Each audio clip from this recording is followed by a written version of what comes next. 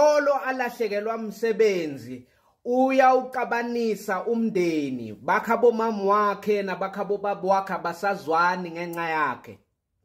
Uma kuke kwaba nomcimbi eDavula kusuka umndeni wakhabo baba wakhe eDondoni eDavula bamthembisa nje bathi uma ufuna ukuhamba nathi siyakuthembisa ukuthi thina angeke sifuna ukuthi ubhadale uzawuhamba nathi mahala. Hayi yena angazuza wa interpreter lawo mazwi kusengathi bathe uma ungakhiphi izindaba njengoba sikuhambisa mahala ngeke siphinde sihambe nawe, ngoba uyothi angene emotweni akaceda kuvala isivalo athi yazi ukuhlala nomama nabakubo la ndaweni hayi mina ngazi ukuthi vele yini, yazi abanifuni nala nahambe khona. Uza ukhuluma ngabokhabo mama wakhe kulaba bamnike ilift bakhabo baba wakhe abapende kabi bakhulume kabi abakhulume kabi iziyofika imoto eDavula. Uzathi lapho ugcinile kanti hayi bosesi wakhe nabobhuti bakhe bantwana bakuba zalwa nabo abasakhulumisani ngenxa yakhe, ngoba uma kuke kwafika omdala amphathele ijini neskipa uzawukhuluma ngabo usesi wakhe. Usesonto mina akangifuni, usesonto uyangizonda angazi yini ene nawe bhuti uyasho ukuthi wena uzenza ubaba wala ekhaya.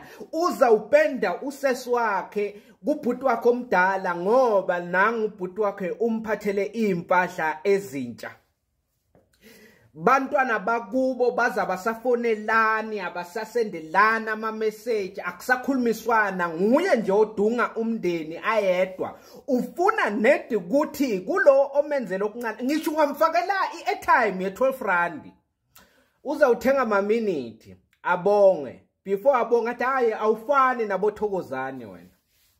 Bothokozane umuntu wakwenzela into uhambe akufafaza, uyabona wena ungichaza ngento eyodwa buka manje ungifakele i-airtime ene uthulile dunje ngimi engishaywa unembeza kuze ngibonge. Ngiyabonga awufani nabo ibanibani lezizalwa nabo labo bayafelela futhi solo ngalahlelwa umsebenzi angisasimuntu kibo.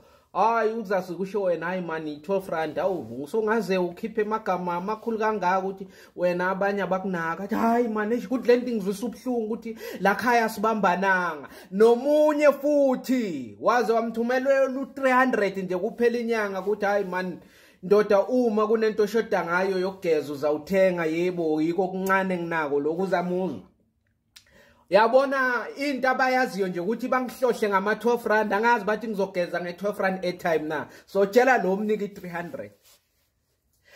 Wena at least uyakhumbula ukuthi ubhuti wakho kumele ageze anuke mnandi njengabanye abantu, futhi lento ingibangela usizi ngoba umuntu akathiwa ngikhumbula ungithengela i12 rand, umuntu akathiwa ngikhumbula ungithengela ijini neskipa ngakanye ngeviki. So khuluma ngalabo abanye ke manje.